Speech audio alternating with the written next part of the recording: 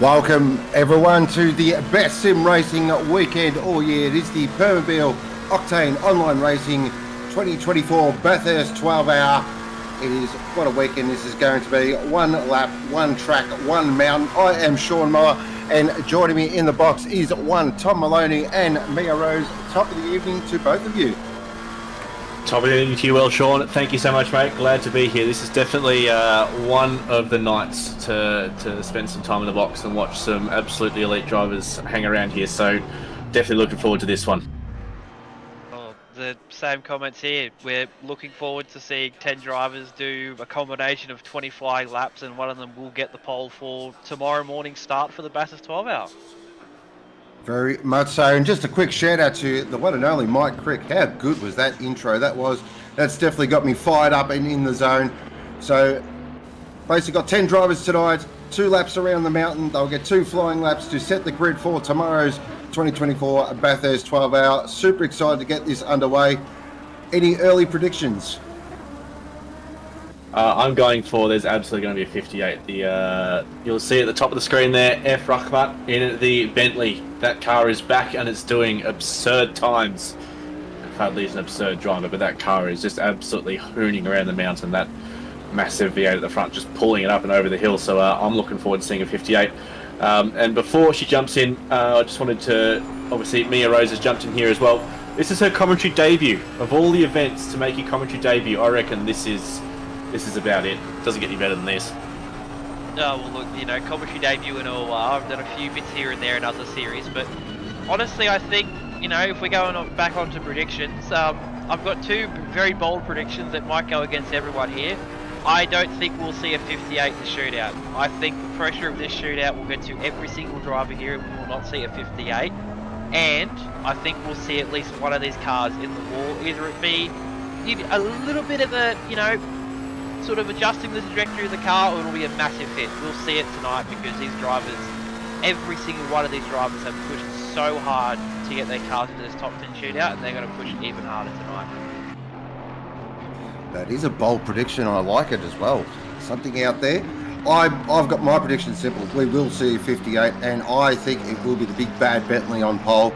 But don't count out last year's pole sitter, which is Zachary Smith for Alpha Venturi, who is on screen at the moment, who is currently in the 58s also. I think it's going to be a red hot fight for pole position. But I think in terms of times, maybe we'll see a low 2-minute, but I think everyone's going to be in the 59s. There's a couple of different cars along here as well. Good to see it's not just a one-make shootout like the last Enduro was. So definitely, obviously, we've got the Bentley up there. We've got a couple of McLarens there. Pretty pacey out of the box. There's a couple of Ferraris. There's a Lamborghini. There's an Aston Martin. Good to see a couple of brands being represented up here as well.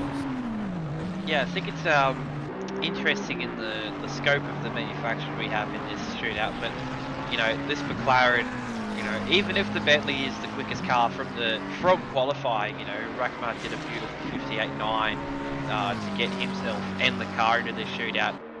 But it's just, 4 McLarens, you think they'd be hard to beat, with the current form these cars have got around here. But that Bentley, that number 300 Milk Racing Team Bentley, it has got something underneath it, and that person is Rakmad. He is just pushing that car to the absolute limit. And also, I think as well, it's probably going to be, there's going to be a second pole winner here, whoever's not a Bentley or a Macca, because, 3 Ferraris, a Lambo, and an Aston. It's going to be an interesting night. Very interesting as Zach Smith just pops in a 58.6, if you don't mind.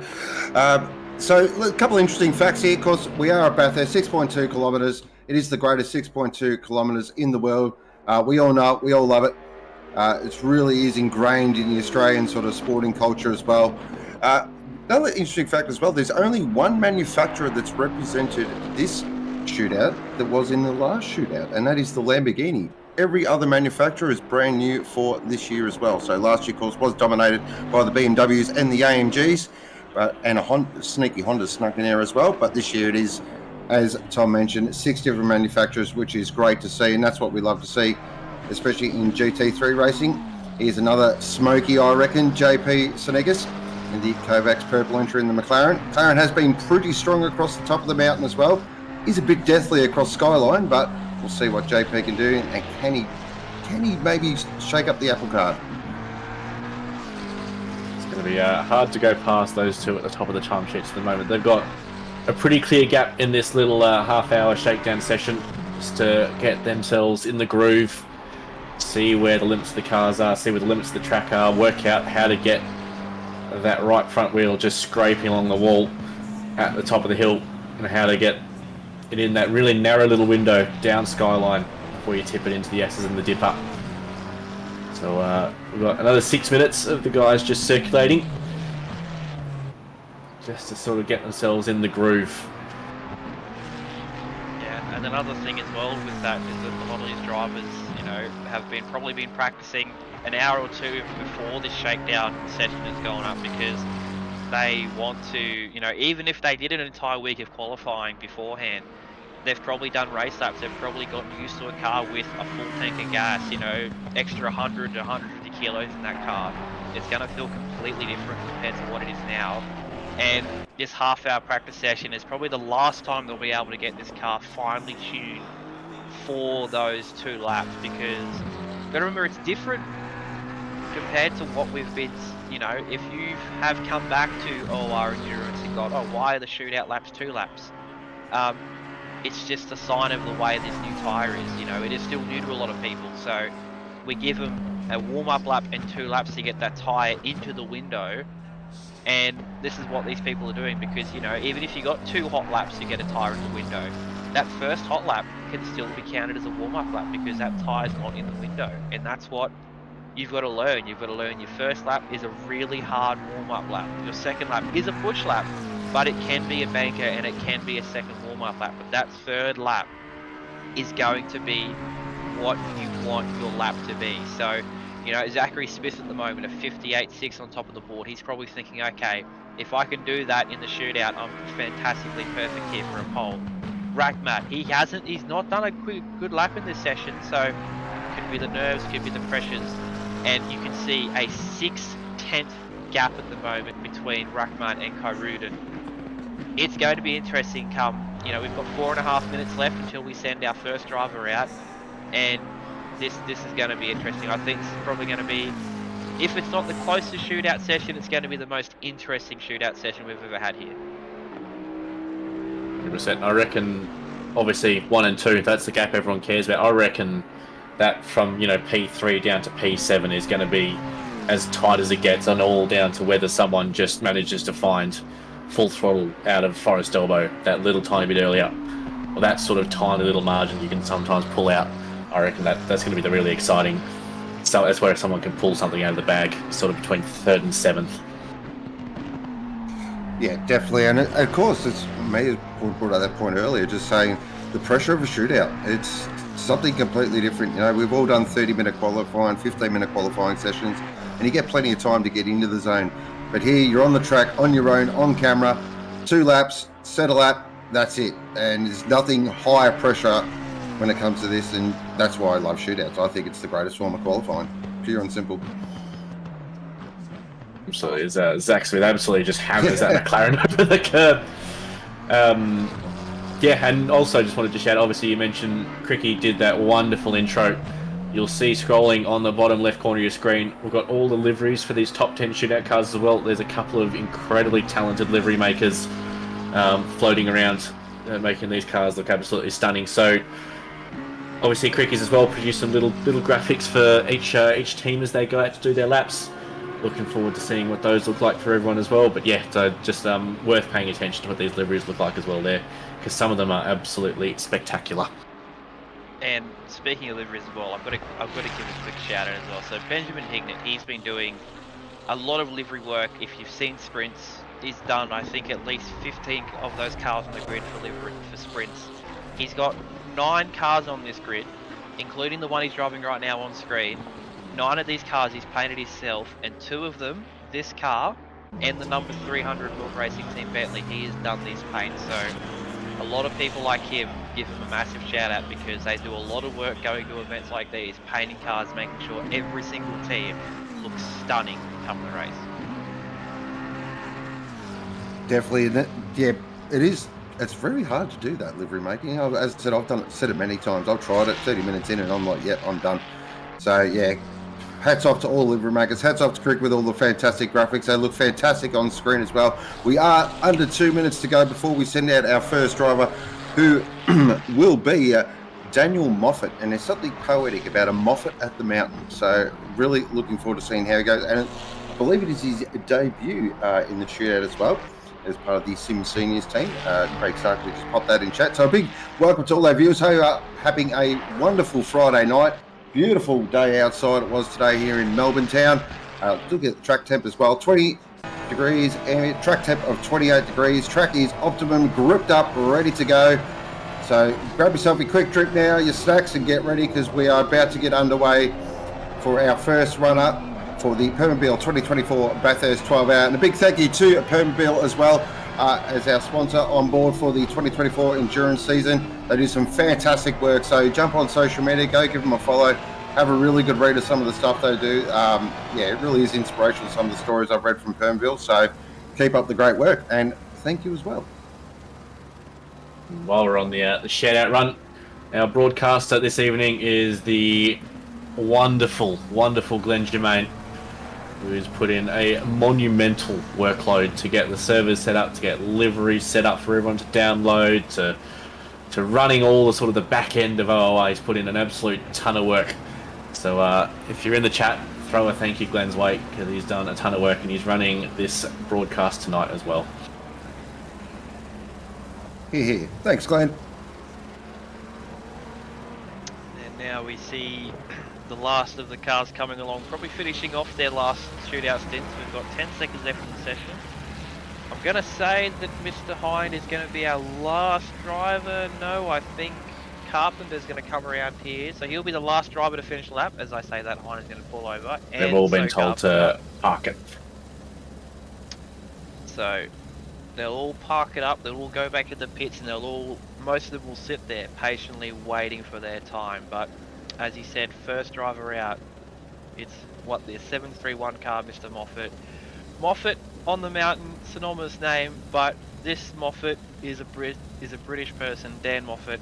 I think the Moffett name around here, you'll probably get at least a couple tenths on your lap for sure. Easily. Oh, couldn't agree more. Definitely. There is the Moffett Ferrari. That sounds weird just saying that. Of course, part of Sim Seniors. Newcomer as well, as I was saying. So he'll be, I reckon, really excited and maybe a bit, probably very nervous, let's be real, as we do go down the pit lane looking at all these fantastic liveries. There is the Kovacs purple McLaren. The Bricks Racing McLaren. Oh, I like that blue. That is striking. There's the OES orange Lamborghini. The drivers are now just going out. We're doing a little parade lap for everyone, just to make sure the server's happy and healthy. And just while we do the parade lap as well, I'm going to shout out Michael Mance, who is the race director for this evening, keeping this absolute ragtag bunch of individuals in line. Putting in a ton of work as a volunteer. So thank you very much as well to Michael Mance for running tonight's session in there with the drivers, making sure everyone knows where they need to be, when they need to be there. As everyone sort of gets their first look at the track for this session. It's a standard track, optimum 28 degrees. If you're in OR, that's about as normal as it gets. So hopefully not too unfamiliar for anyone here. Business as usual, definitely. There's Austin Carpenter for Bricks Racing. Actually, I haven't really spoken much about Austin. Did qualify very solidly in the qualifying session, which rang, of course, last week. Finished on Monday night, I believe. So probably the closest I've seen qualifying for a 12-hour. It was really tight up the top. There were a couple of unlucky teams that just missed out on the top 10 as well. So, and the spread across the field is very close as well, and a lot of drivers doing their PB times as well, which is awesome to see. So everyone has been putting in the hard yards. As we here is Ethan Kale in the OS Orange Lamborghini. Now he's asked us to say something on stream. I've totally forgot the word, but apparently there is a pair of socks on the line. So if someone wants to pull that out, either me or Tom. If you want to say what kind of specialist he is, there is a pair of socks waiting for him. You're going to make me go back through that channel again and find it. I think we're all too busy talking about previous real life Bathurst 12 hours. So, but if I might add here, if we're looking at these cars and that, might as well have a discussion of their liveries. The Sim Seniors car, it looks to me like they've got inspiration from the Ford GT Le Mans program. And also the... I'll back that in, that's a good spot. And also the 711 car, the McLaren, it looks like they've decided to rip their livery off the Porsche. I believe that would be the Formula E program Porsche, that looks like. I should know that because I have the livery, or I have the car itself up on my little mantle. But all the other cars, they seem like they're original. Probably, you know, Milk Racing Team, their Cowabunga Bentley. Bit of a milk splash to it, which is pretty nice. But, you know, and also Laundry House as well. Bit of a play on a F1 team's name back, I think it was in the 80s or 90s, I might be wrong. But, you know, if you've been around ACC, this community for a while, you know that team, you know, basically came from not a lot to now what is basically one of the teams in OR and in the APAC region as well. And of course, our reigning Spa 24-hour champions, and a three-man that as well, which still boggles my mind. Can I boggle your mind a bit more, Sean? Thanks, Kaboggle. They did not get a single track cut warning in those 24 hours either. Yeah, that's just, I can't even comprehend that. But Dan Moffett did a 2:14, which is absolutely no slouch of a time. He's warming that Ferrari up, not using all the track, just finding where the grip around all these corners are, getting everything up to temper into that Ferrari. He's actually probably got a little bit of advantage coming out and doing sort of 2 slow laps. Given going back to what you said before, Mia, about sort of, you know, that first push lap is really sort of, it's a banker, it's a fast warm-up lap. Oh yeah, exactly, and you know, especially these temps aren't, you know, they aren't cold, they aren't hot either. They're basically directly in the middle of where you would want a session to be. So he'll probably go out there now. He'll go, okay, the car feels like it did beforehand. He'll probably give a couple of checks, you know, make sure that you know, everything on his computer's working correctly, because the next 2 laps are going to be just full-on focus, avoiding the walls, you know, because this is probably one of the shootout sessions of the year where you're not worried about track limits, you're worried about hitting a wall, because the wall is a movable object, and your car, once hit it, you have damage. But it also, if you hit it right enough, it does invalid your lap, so you want to hit it sometimes, but not hit it too much. Lightly brush, I believe the technical term is. Yeah, that would be. Okay, as Daniel warms up now, as he heads down to Murray's corner, tips it in. Want to get a really good exit here, and just so you can set yourself up as he crosses the timing beam now. And Daniel Moffett is our first runner in the shootout. To head down into Hell corner, you're going to break it into second gear, tip it in. Can he get a nice drive so he can get up Mountain Straight as quickly as possible? Lovely exit, not too much oversteer at all, nice and straight. Heading up Mountain Straight now, up through the gearbox, probably reach 5th gear, maybe hit 6th, but most drivers do stay in 5th. Yep, and it's a scarily short braking zone for turn 2 here, giving a little bit of room on the way in. Didn't quite trouble the apex as much as you wanted to, so this is going to be one banker lap. Is a couple of meters left on the track in a couple of places here already. Yeah, this is probably a second warm-up lap here, I'd say, because he doesn't seem to be pushing the car a lot. He just wanted to get the tyres into the window so he can go flat out for that 3rd important lap. Come across this fantastic bit of road across the top of the mountain, throws it into McPhillamy Park. Not really throwing it in, as it definitely warm, as he plunges it over Skyline now, down through the S's. The 3 braking phases, into the dipper, 1 wheel off the deck, and then you want to get it back on the ground as quickly as possible so you can get on that gas, and then into easily the most annoying corner on the track, the elbow. Really important rear traction so you can get maximum top speed as they head down the over 1 kilometre long Conrod Straight into the fastest corner in Australian motorsport. Not many corners faster in the world either, to be honest. So, but it's barely a corner in these cars. It's purely a chance to set the car into the braking zone for the chase. Still not using all the track, so this is absolutely more. We're not expecting too much of a dent in the 59s with this one, you'd have to say, but he's got that car up and running, and he was also pretty well aware now of where that limit of that grip is now as well, to be able to sort of set up a really good lap on this second attempt.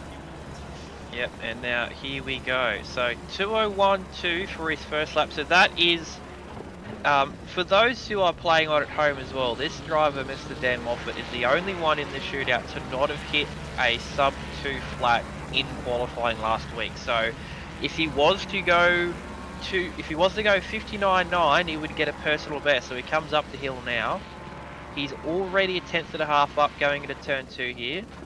Beautiful braking zone, gets it in there. Nice apex, probably a little bit too wide, but perfect enough. Gains some more time. Now into the cutting here. Beautiful little line, keeps it a little bit narrow. Puts it in the first gear. And gets it in the second straight away. Okay, out of there, did he gain any time? He lost a tiny bit over the hump out of the cutting. Now through Solomon, this is flat. A little bit of a gap towards the wall through Metal Grate. Oh, a little bit closer to the wall. They're a little bit wide on the apex, a little bit far away from the wall. He's sort of trying to keep the car safe. Very nice apex speed through McPhillamy over Skyline. Gets it perfect. Yep, very nice and clean there through the dipper now. A little bit wide, but does get it through. He has lost a lot of time there as well. He's probably a little bit of a mistake. Through into the elbow he comes. Now it's all about the exit here. Oh, he sort of had a second guess of the exit. He's basically even on his delta there. So he, at the moment, is going to do a 2 flat 0.9. Unless he finds a couple more tenths here. It's probably going to be a mid 2 flat, I'd say.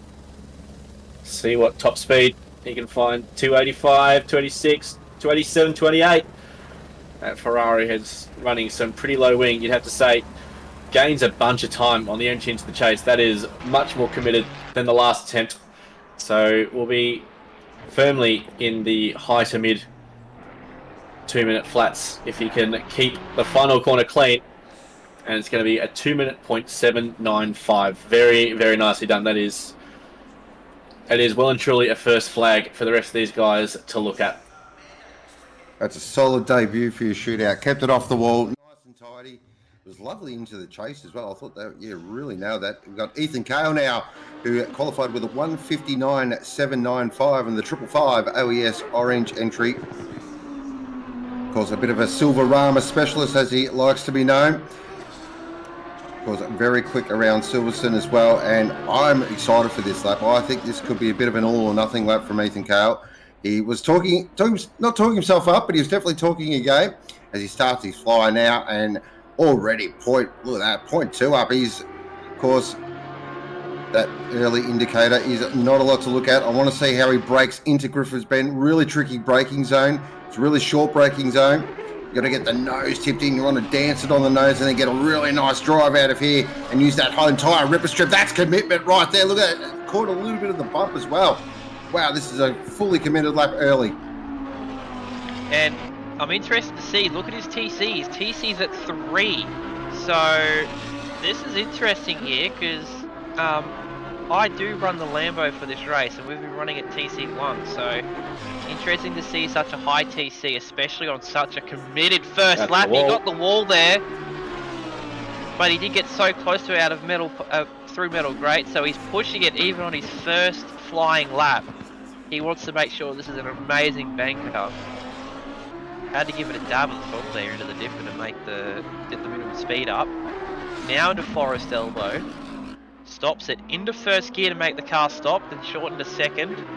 Doesn't get the exit, so he's probably just either overstressed the tyres over the top there, or something else, but he's still going with this lap. Okay, come on now. Let's see what the top speed the Lambo can do. 280 through the kink, 282, then hard on the brakes, back down the gearbox, second gear, clip the apex. Do not clip that into. Oh, he runs it quite wide, catches a little bit of grass. That's going to cost him toes right out sideways. Oh, he held on to that though. So maximum commitment, that is going to cost him a lot of time. So the second lap now going to have to be all or nothing here for Ethan Kale. But that was an exciting first flyer as he starts his second fly now into Hell Corner. Nice and late on the brakes, gets the nose in. Nice exit as well. That was very smooth. So up Mountain Straight, he may lose a little bit of time, but we'll keep an eye on it. If he's a little bit tighter across the top, he could definitely improve on that 2-minute 0.5. Absolutely. That little kiss on the wall up the top of the hill can't have done him too many favours. He's already got 2.5 tenths so on Dan Moffett, so he's going to find a little bit of time on the entry into turn 2 there. Sort of loses a little bit on the way out of it, so all things equal, he's still running TC3, so it wasn't like TC3 was sort of a first lap, just get this lap down. This is his preference. We'll see if he can find some time along the top of the mountain here. That Lambo looks so good when it's fully committed. That front end just wanders around, the rear end wanders around as well. I don't know why people say it's a plain looking Lambo. I reckon it looks awesome. It's a great car. It's a great looking car, and at the moment this lap is looking pretty good. He's lost a little bit of time there into the dipper again. He was a 10th up, so I don't know if this lap will even get to a 59. He is still not even a 10th up on his quickest lap so far. There we go, he gets an exit. It's a good exit too. So this is probably going to be on, but he's got to find another, 3.5 tenths to even get into the 59s here. Remember, he was doing doughies on the grass on the eggs of the chase last lap, so I reckon there's at least a 10.5 there without trying too hard. Into the chase now, nice and deep on the brakes. Ethan Kale goes. Can he absolutely nail this? A little bit of curb, but that's not too bad. Lovely through there, no grass, and there's the time. Here it comes now. Can he get into the 59s? It's going to be extremely close. Now down into Murray's. Nice. Look at the time. It's absolutely going up. This is going to go straight to the 59s. What a lap there from Ethan Kale. 59.8. That was a stunning final sector. Give yourself a pat on the back, good sir.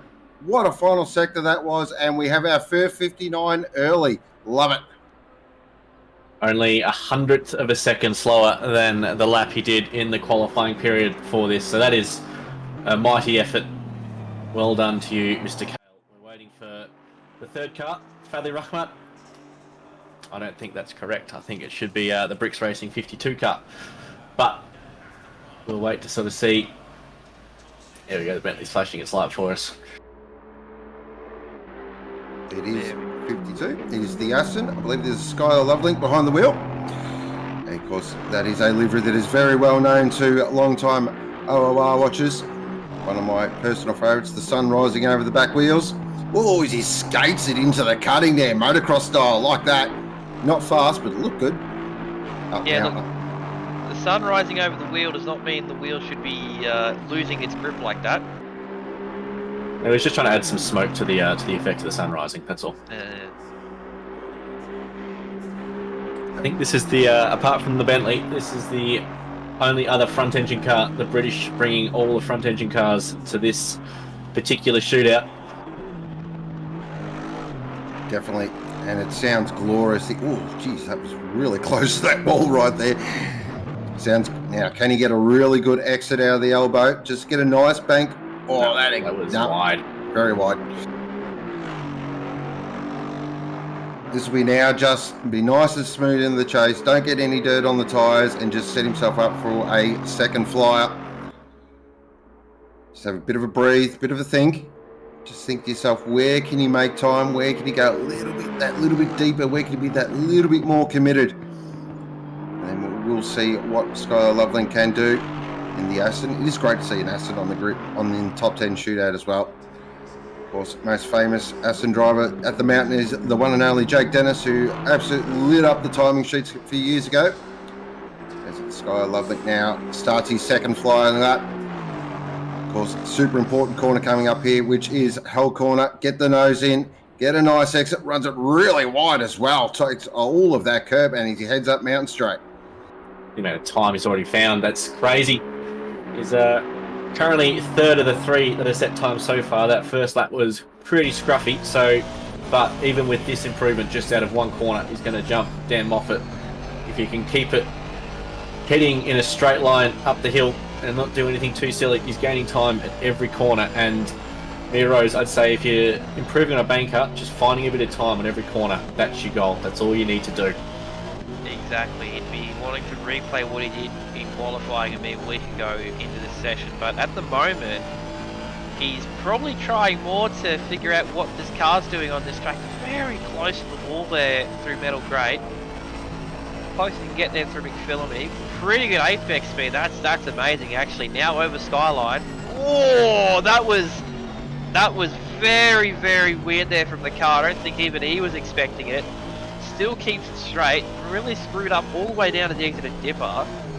Now into Forest Elbow. He's going to try and get a good run. Very narrow in on entry.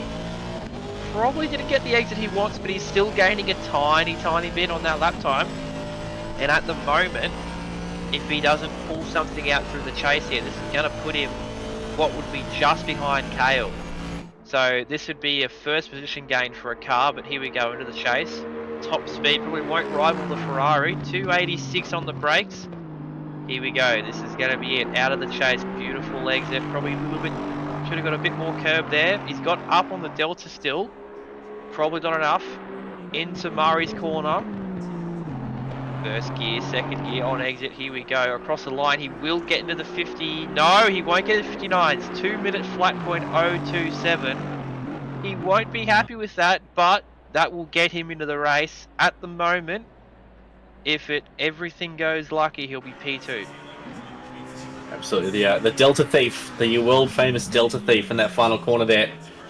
Showed him a second up, but was only 8/10. So, but still a 2 minute flat 0.27. That is still a mighty effort.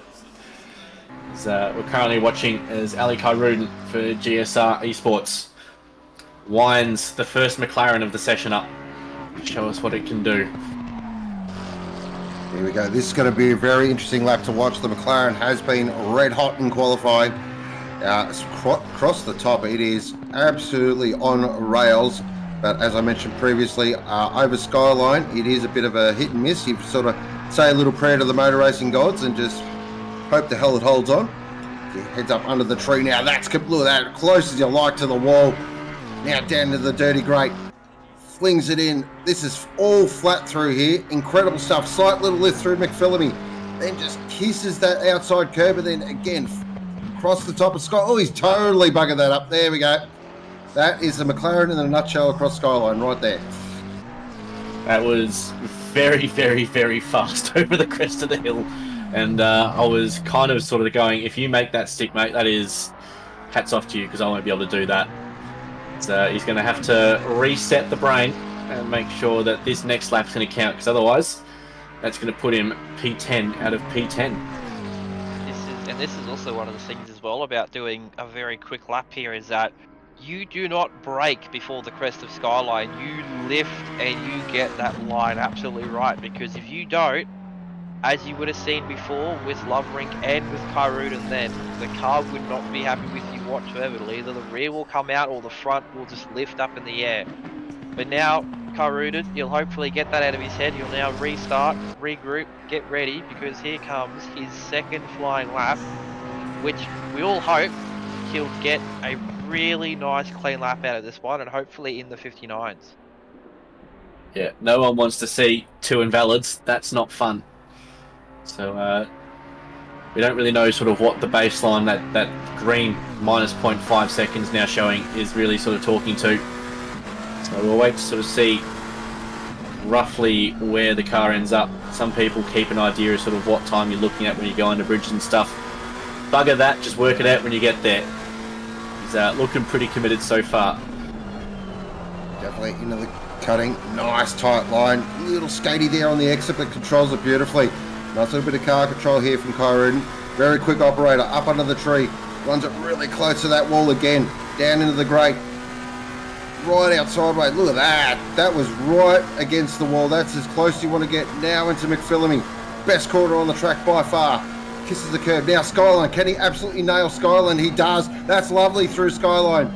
Back to second gear. Into the dipper now. Flicks it in. Wheel off the deck. Hard on the gas. Now the little short shoot down to the elbow. This is crucial in the Lamborghini. Got to get a break. Nice straight line. Get the nose in. Hard on the power. Lovely exit down Conrod. This is going to be a rapid time. We have, of course, got a Delta, so we're sort of going blind, but I'm already going to call it. This will be a 59. It's just how low of a 59 are we going to see? Now down towards the chase. How deep does he want to go? This is going to be deep because he did screw up out of Skyline. He screwed up Dipper. The line was off. He's probably going to be wanting some more time. Through to chase he comes. Beautiful line on exit. Let's just hope that he's going to keep this speed up into Murray's and over the line. Into Murray's. Here we go. Break. Straight. Beautiful. Very nicely done on the apex. On the exit. What will it be? Will it be a 59? It will be 59. 3, 2, 2. Oh. And I do believe that that beats... Yes, it does beat his qualifying time. So that's the first one tonight to go better than what they did last week. That is a mighty that. As you said, Mia, he went a little way more timid into Skyline than he did on the first flyout. Realised I was probably taking a little bit too much out of it. So that's put him provisional pole, and Austin Carpenter in the Bricks Racing McLaren. Again, a familiar livery to a lot of people. Is going to show us what the Americans can do in a McLaren. Very much so, and of course qualified with a very solid time as well as he starts his first flyer now through turn 2, also known as Griffin's Bend. Now up towards the cutting. Again, the McLaren, lovely into the cutting, but can get a little squirrely on the exit of the cutting. But oh, look at that, that was lovely. Very nice there from Carpenter. Under the tree. How committed is he against the wall? Left a little bit on the table, but that's okay. It's his first fly, so I reckon the next lap we'll see him go even closer. This is going to be interesting here because the bar's been set high with Kyuden. This car, where it is qualified within the top 10. Ooh, is he going a bit deep? Actually, no, he got it stopped. This car is qualified ahead of Kyuden just because of the fact that its team's average was better. But this, as you would have seen, his lap time, his best was a 59.8. Kyuden was a 59.3. So it'll be interesting to see what Carpenter does, because if it is a 59.8, that'll put him, if I'm reading this correctly, P2 or P3 at the moment. But if he goes better than what Kale has done, he'll go P2. But we still have what would be half the field to come after Carpenter. So this is absolutely a bank lap. He's leaving plenty of room to the edge of the track on the way in. Gave us an idea of what the good line is through the chase there, but we'll see what a banker looks like if you're Austin Carpenter in a McLaren at nearly 9 o'clock. It is a 2-minute .4, so bit more time to find. It's put in P4 provisional at the moment with a couple of drivers to run, but he's already found a 1/10 of a second on the Exeter Hill corner. And finding time at every corner off over your banker is what you want to do on this second lap, because you can put any kind of respect to the wind and just send it into every single corner. Break a metre later than you think you can, because you've already got a time down now and it doesn't really matter. He's finding time again. Turn 2, gained about the same amount of time. Now cutting, let's see if he can gain. He's gained a lot of time. Look at that. Another 10th right there. Perfect. But lost a little bit there on the exit, so the McLaren was doing McLaren things. Up under the tree. How close? Again, leaves a lot on the table there on the sort of that near the BP wall. Oh, that looked really sketchy, but again, game time, so he's throwing everything into it. Nice through McPhillamy, now through Skyline. Lovely through, look at that. Beautiful. Probably a little bit too much to the left on the entry to Dipper there, but he's still got it. He's now deltering into the 159s. It just, oh, that's got it. Yep, that looked like it was going wide, gets to the wall. Probably a little bit bad of an exit there because he lost the rear. He has lost delta time. But what will he do into the chase? I don't know if his chase was off par from what he's done originally, but at the moment, he's probably going to be lucky to get a 59. How deep does he go? Can he absolutely nail this chase and just gain a little bit more time and try and get into that magic 59 marker? Lovely, nice exit. A little bit of time there. Now he's only got Murray's to go. If it can absolutely nail this, it'll be ever so close here to 59. Lovely turning, beautiful exit. This is going into the 59s. There we go, a 59.957 there from Austin Carpenter. Absolutely clutched it there at Murray's. Great lap. Provisional P3, very, very handy. Just snuck into 59s there, and that's all you need to do. We're now following Paul Britt from the Spa 24-hour winning vehicle Laundry House. Swap from the McLaren to the Ferrari. We'll see what SRO driver Paul Britt can pull out here. Because it's the second Ferrari I think we've got going. Yes, second Ferrari to set a lap time. So Dan Moffett currently propping up the back end of the times in the first Ferrari. So we'll see what Paul can do. I reckon this livery is the best of the lot. It's just so iconic. And it just seems to suit every single car it goes on.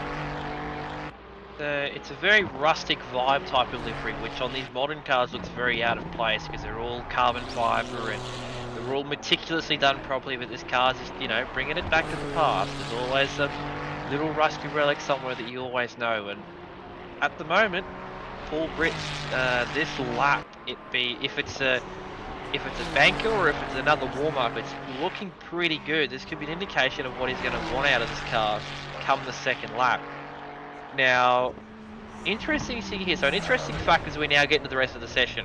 Every single driver from here on out had a top 10 time in the drivers' times going into this shootout. So Rakmad, Britt, and the rest of the drivers going in from here on out were in the top 10 of the driver times alone. So if you think that we're going to see if you don't think we're going to see some pace from here on out, you're a little bit wrong on that statement. Yeah, cream of the crop. So Paul Britt, as you said, getting the racing line pretty much spot on. The Ferrari doing something a bit different. Had to brake on the way into Skyline. Not many cars that you have to do that. Not sure if that's just a bank lap sort of thing or if that's what you have to do in that car, but treating the car a little bit differently. Coming down to the final corner now. He'll want to open up the exit for his second lap, and we'll see what kind of banker he can do. It's a 2-minute point one. Let's put him. That lap looked better than that, you'd have to say. Did look really smooth. There was not a lot of attitude or English on the car. Well, we say that, but he's attempting up in the air. I would say that lap looked like a 2-flat one. You just got to remember as well with the tyres. Even if the lap looks great, the tyres are still not up into their optimum grip. So now this is his optimum lap. He's going to be pushing this car to its absolute limit. So if you think the last lap looked like a 59, this one should be. Nice exit there out of Griffin's. Now into the cutting. Oh, it takes the wide line as well and then cuts it right across. Oh, I love that line. That's a great line there from Britt. Now, under the tree, how close does he want to go to the wall? Is he going to use the entire track? He certainly does. There was a whisker in that one. Down into the grate. Again, maximum commitment. Right up against the wall. This is on it now. So this is already looking like a 59. Now, Skyline. Does he flick it down? Lovely. Oh, yes, he's making up more time as well. Britt's on here. Into the dipper. We're going to see more. The Delta is consistently in the green. Lost a little bit of time there on the exit of the dipper. Now the crucial elbow skating it in on the entry as well, but gets it hooked in. Oh, does lose a little bit on the exit as the sly reads out, and that's going to cost you time all the way down Conrod Straight as well. That's what makes that corner so important, but still on for a 59 here, Paul Britt. So I get the feeling that he might have taken it a little bit easy into the final corner just to set up the exit on that first straight. We'll see how much time he gains on the way into the chase here. It's not a whole lot, but he's gaining a little smidgen of time on the way out. We're looking at a 59 here if he can keep that final corner clean. That one last braking zone. Gains a little bit of time on the way in. That Ferrari just keeps so flat and there's no real time gain. It's 59.7. That puts him P2 just in front of Ethan Kale. Yeah, that lap, as I said earlier, I said that you've got to not brake before Skyline, but Britt proved me wrong. Did a 59 while braking for Skyline. So, and speaking of Ferraris, Conor Hind, 59.495 to get into the session. Last Ferrari of the session as well. This team qualified 4th. So we're now into the pointy end of the field because we've still got the Kovac's purple car. We've still got Alpha Venturi racing it. We've still got MRT Cowabunga. So from here on out, the pace is up. What is becoming clear though, that time of Kyuden is becoming more and more impressive. A 59.3 is the benchmark at the moment, as we are on board with Conor Hind in the Ferrari for Valkyrie Motorsport. As he on board now, listening to the Ferrari at work, watching the man at work. Geez, that is maximum commitment right there already. So he's not hanging around. He's going with the opposite approach and just absolutely. There's the wall. That lap's in the bin. He'll probably back it off a little bit and then try and wind up again for his second one. I think this is going to be less about the lap bin than if he got any damage, because that looked like a pretty sustainable hit on the wall. Even if 2 or 3 seconds of damage around here on a shootout lap will cost you a bit. So I think from this point on, he's probably going to be wanting to make sure that if he did invalidate that lap, make sure his next lap is, of course, a good lap. You can see there on the bonnet, I do believe that it has damaged that right front of the car. If there are any scratches on it, can't see yet. There is 2. So he has damaged that car with that hit on the wall. So what will he do? Because this is going to be interesting. Well, that's still valid. The car won't feel different, but the car will lose pace. So if he can get a 59 out of this, I'll be pretty impressed. The lap is still valid, so we'll see what he can do coming across the line. As you said, Mir, it tends to be he's gone a little bit wide on that final corner there. And it's a 59.9, so fully committed first lap out there from Conor Hind. But as you said, Mir, you don't tend to notice a difference in terms of how the car drives, but it just tends to lose a little bit of straight line, a little bit of sort of that final 0.5% of grip that you tend to be looking for. So we'll see if Conor can find another 6 and a bit tenths. If he does, it'll be a mighty, mighty effort, because that Ferrari looks like it's a little bit wounded. It may be a little bit wounded, but if we know anything about Conor Hind, this will be a 110% maximum commitment. The bloke only knows one way to drive, and that is flat foot to the flywall. Yep, that works. Into the cutting now. Oh, nice exit out. Lost a little bit of time again. The Ferrari just, I don't know, a couple of Ferraris just seem to struggle on the exit of the cutting. I don't know if it's a Ferrari thing. Up against the wall. Yep, nice. Now, this is where he had the moment in the last lap. Can he get him nice and clean through here? That's a lot better. Absolutely lovely through there. So there's a little bit of a time game. Now Skyline. Can he make up a little bit more time on his delta? Lovely through the S's. That was very tidy. Now through the dipper. Again, a little bit of time lost. Now the crucial elbow. This is where lap time can be won or lost right here. How can Hind sit up nice and tight through there? Gets a nice drive, but again, loses time on the exit. So maybe that damage is causing a little bit of exit dramas. Who knows? He's got a I'm pushing too hard syndrome. He's going hot into corners. That delta's looking good, and then he's just paying for it on the final straight. He's still up though, and if he can make that gain 2 tenths, he'll jump ahead of Ethan Kale. But at the moment, he's going to jump ahead of Austin Carpenter. Gets the car tucked in for the chase. Again, gains a bit on the way in, loses a bit on the way out. We'll see what the delta thief's got to say on that final corner. But doesn't really gain any time on the way in. It gains heaps of time on the way out. There we go. Yep, we're going to go up to P2 here. Good lap. That was a great final corner. That made up a bucket load of time. So, yeah, P2, 59.6. But here we go. Here's the lap, one of the laps we've all been waiting for. It is Rakmad in the big bad Bentley, qualified with a 58.9, if you don't mind. The 300 MRT car, Cowabunga Racing. Yep, get around it. Raphael's the best turtle. Don't at me. As he heads down into this. Oh, I'm just going to look forward to this. It's great to see the Bentley on track at Bathurst. It just sounds right. It looks right. This lap, I reckon, is going to be an absolute rip snorter. This is going to be interesting in the fact that if you want to compare what Rakmad has done so far compared to the McLarens, he's the only one that has been able to beat the McLarens through Sector 2. Sector 2 is the entirety of the top of the mountain from basically here in the cutting all the way to what is halfway down Conroy. So if a Bentley can match a McLaren, you know that driver is on it. And you can see right now, he is absolutely flying in this car. Only car that's right-hand drive right now. TC adjustment there. Oh, very close to the wall. This is the first fly lap. This ain't a second warm-up. Over the top. Beautiful, beautiful. Yep, amazing. On the line, probably a little bit looser than what he wanted. Through the dipper there, you can see the front of the car bottoms out as it goes through. Into the elbow now. Slows it up, gets it in. A little bit wide, but probably gets the exit. Maybe not. Probably the front looked like it pushed a bit than what he was expecting. Now down corner. I want to see the top speed of this car because this thing is probably an absolute monster in qualifying spec. It hits the limiter. Unfortunately, wow. It hits the limiter. It doesn't go any faster than that. You'll see he's a bit down on the Ferrari actually, so leaves it in third for Chase. Far out. This man is committed. TC off. Oh, wow. That's the meta. Leaves it off for the final corner as well. Hope you know, mate, you've got another lap here you can improve with, but he doesn't care. It's going to be a 59. It's a 59.4.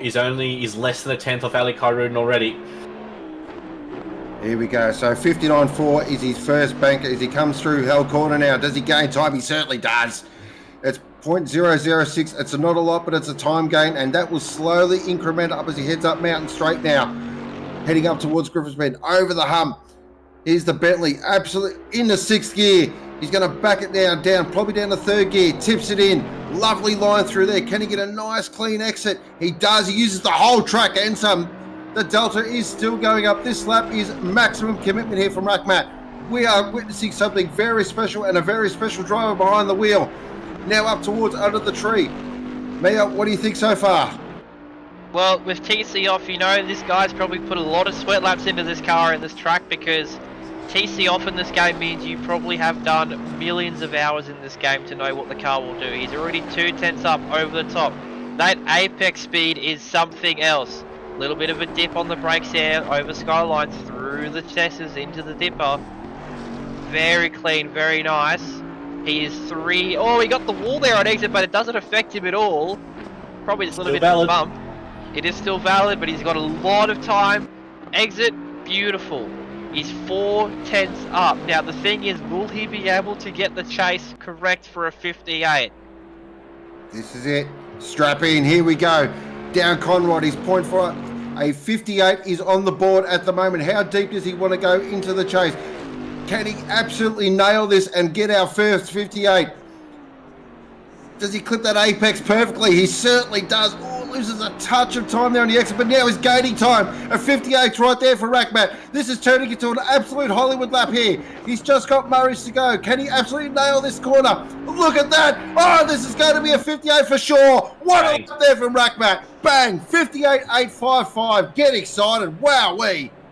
Half a tenth quicker than what he produced in qualifying last week, but for those who haven't been playing along, he did a 58.655 in practice early tonight, so he could have done a 0.6, but it doesn't matter now.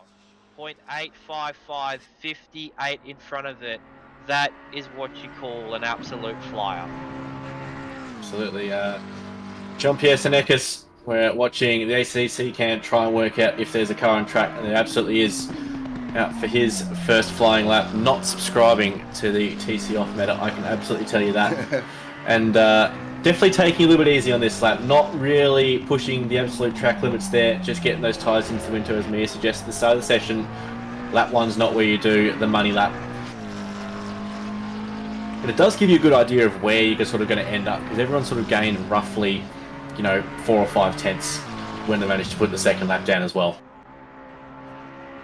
Oh yeah, exactly. This first lap, very much for a lot of these drivers is getting, okay, it's what we do on the shootout lap. If I do this in the shootout lap, with the tyres back up, it's going to be a perfect lap. And at the moment, that's what JP's doing. Rakmad in the YouTube chat saying that he didn't get the downhill correct, and one tap of the wall is probably correct. But if you're at the moment just under half a second quicker than anyone else, I think you got that downhill pretty much on point. There's not much more to find, and if there is, you don't need it. You're currently on provisional pole. It didn't matter. JP Sonicus, an absolute top 10 shootout veteran at this point. He's done so many of them. It'll be just like any other qualifying session. I struggle to remember the last time a Kovacs purple car was not in the top 10 shootout. That car has been an absolute fixture. So we'll see what a banker lap looks like for JP as he comes into the final corner. We'll see what he can do. That green delta is saying 3 seconds, but 3 seconds above what? It's going to be a 59.4. That puts him provisional P3 without too much sweat. So now's the time for him to go balls to the wall and fling that car around and see what he can do. Whoa, look at that on the exit, right out sideways. That is going to cost Delta time, but geez, that looked good. That was a bit of skateboarding, grinding on the rail there, but that will do absolutely nothing to your lap time. And as you can see there, there's probably 2 to 3 hundredths up into the corner, but he's probably lost at least 10th during all of that antics. He's going to get it back through here. But the thing is that if he even gets a 58, if he gets a 58.955, he's going to be ruining that first corner. Will be, but you know, JP, he did mention earlier, I was having a quick chat with him, he just said I either finish 10th or 3rd. So that's sort of his mindset for the shootout. So this will be a full send. And I expect nothing less. Oh, look at that. Maximum commitment there in the McLaren as it just skates its way through McPhillamy as well. Now Skyline, how committed is he? Oh, really committed. There's some time right there. There's a little bit of a 10th there. Again, lost a little bit into the dipper. Oh, it's close, you like, to the Shannon's wall. Now down into the elbow. How tight does he want to take this apex? Right up against the wall. Does he get a nice exit? Again, lost a little bit of time, so he's going to have to make it all up in the chase and Murray's corner, but let's keep an eye on that delta. Hopefully he can improve on that 59.4, which is still a Hollywood number. I mean, it's still number 3 on the grid, so it's nothing to sneeze at. As he comes in now, Conrad into the chase. We'll watch this with bated breath. Nice and deep. Nice braking in a straight line. Clips the apex. Oh, left a little bit on the table there, but a nice exit. So he's just up here, so this may slightly improve. We could see maybe a 59.4 flat. Be very close to that. Lovely through Murray's. There's a little bit of time. And it is a 59.452, so he keeps his 3rd position on the grid. But pretty solid up there from JP. I reckon he'd be happy with that. Yeah, you'd be happy with keeping 3rd on the grid, but you wouldn't be happy with the fact that you're over 3/10 under what you did in qualifying a lap before. Now, final car of the session, final car of the night. Zachary Smith qualifying this car. 59.010 is what he did in qualifying. Absolutely gobsmackingly close to what Rakmad did just a week ago. But if there's only going to be one McLaren that can threaten for pole, it's this car. Because these two have been absolutely fighting for a 58 this entire night. Because you would have seen before, he did a 58.7 in the practice session. Rakmad earlier on did a 58.6. So if he can do a 58, it's probably going to be big enough to beat Rakmad. Of course, Zachary Smith was our pole sitter last year as well, so he knows how to get it done at a shootout. This is going to be real. Oh, wow, commitment there already. We wouldn't expect anything different here from Zachary Smith in the Alpha Venturi Racing McLaren. Through McPhillamy. This tells me a lot about how committed that. Yep, right there. That's commitment. Get that all wrapped up before you get to Skyline, because if you don't, you're in big trouble. So last year, just for reference, he did a 59.7. That was pole last year. So 1.9, the cars have all gotten a little bit faster, but can't take out any improvement from these drivers as well. So we'll see what Zach Smith on a banker to end all bankers at the moment. Getting on the grass and the exit film is absolutely a way to do a banker. So we'll see what he can do. That's probably the best way for you to realise that you're on a banker and not on your fly, because you can at least have one more lap to... You've got at least another half lap to regather yourself going, okay, I probably have to lift the throttle off a little bit longer through there, keep the car on the track, because you even bounce that car on the grass. Even if you get it together, you're going to lose a couple hundreds, maybe a little bit of confidence as you go down through the S's. So here we go. He's up 3 seconds on a 41-minute lap at the moment. So 59.1 for the first lap. So this could be a 58 lap too. This is the last flyer of the night. Could this be the quickest flyer of the night? Through turn 1, perfect corner. He's up a bit on his delta. I think he's probably evened it up down the straight here compared to his first lap. He's probably going to be looking for a bit more time 59.1. That's pretty good second at the moment, but he probably want a 58.854 to beat Rakmad of the Bentley out of turn 2. He's up a bit, then down a bit. He's evened it out. He's still just barely up into the cutting. He gains a bit, little bit on the exit there. We're talking 100s, not 10s. Very wide there. In through Solomon now. A little bit timid there compared to last time. All the way to the wall. Got the medal, great. Through McPhillamy, perfect line. Keeps it wide. Will he get the grass? Gets the curve on the inside, but keeps it off the grass. Over Skyline. Perfect line through the S's, yep. Keeps it tight. Beautiful line through the dipper. Absolutely amazing stuff there. There it is. Oh, he was up 2.5 tenths, and probably that was 2 tenths too much. Zachary Smith, you are still starting P2, my friend, but what could have been? And he knows it too. He's probably hating himself, but don't worry, my friend. We've still got 12 hours of racing tomorrow to decide it all. Got to give credit though. He absolutely threw everything at that. So, and still to start P2, right next to Rakmad. Nothing to sneeze at there, but for me, hats off for commitment. I love seeing that. He was absolutely perfect on the way sort of through the dipper and the S's. I haven't seen any other car keep it so tight that whole session. Just probably got a little bit too greedy on the way out, and yeah, so unfortunate to develop it, but P2 is a very handy place to start a 12-hour race, and we'll wait for the session to tick over and give you some final results, but a 58.8, and no one invalidating as well, so both of Mia's predictions wrong, but apart from that... well, look, no, someone got a 58. Rakmad got a 58, but someone did hit the wall. 3 people hit the wall, and one of them hit the wall absolutely hard. But I'm happy. We saw a 58, which is great. That lap was absolutely stunning there from Rakmad. And yes, everyone, a Bentley is on pole for the Permobil 2024 Octane Online Racing Bathurst 12-hour. Things you absolutely love to see. So what is interesting here, we've got 2 British manufacturers. So the old country is absolutely dominating the Bathurst 12-hour in qualifying.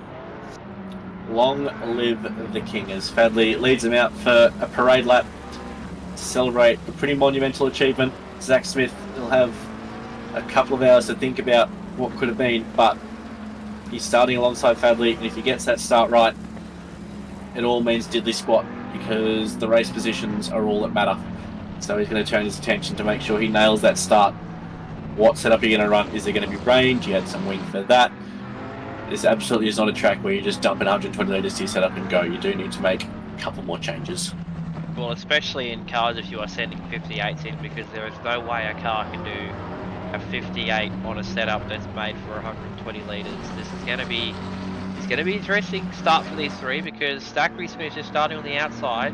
The thing is that lap 1, turn 1 of a 12-hour race, do you want to send it a little bit harder to get the lead, or do you want to stay back and play your cards right? Because that's what this race is going to be. Remember, we're playing with no stint limits, no stint timer, nothing like that. It is whatever your car can run on fuel. And for the people who want to play at home, 3 laps differentiate between the car with the least amount of fuel. So 32 laps is probably what a McLaren, a Ferrari, etc. can do. 35 laps is the upper echelons of what we're talking about here. So 3 laps every stint. This is going to make this 12-hour race an amazing race to watch. Start, especially to the finish. And of course, the big question mark, it is Bathurst, which means most likely we are going to get some moisture in the air.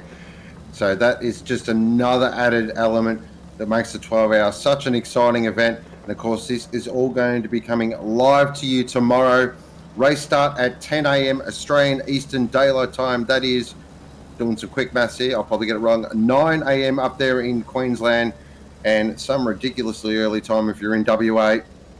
So make sure you do tune in as our top 3 from the shootout head down Conrod Straight. That is a great photo. Get your cameras out.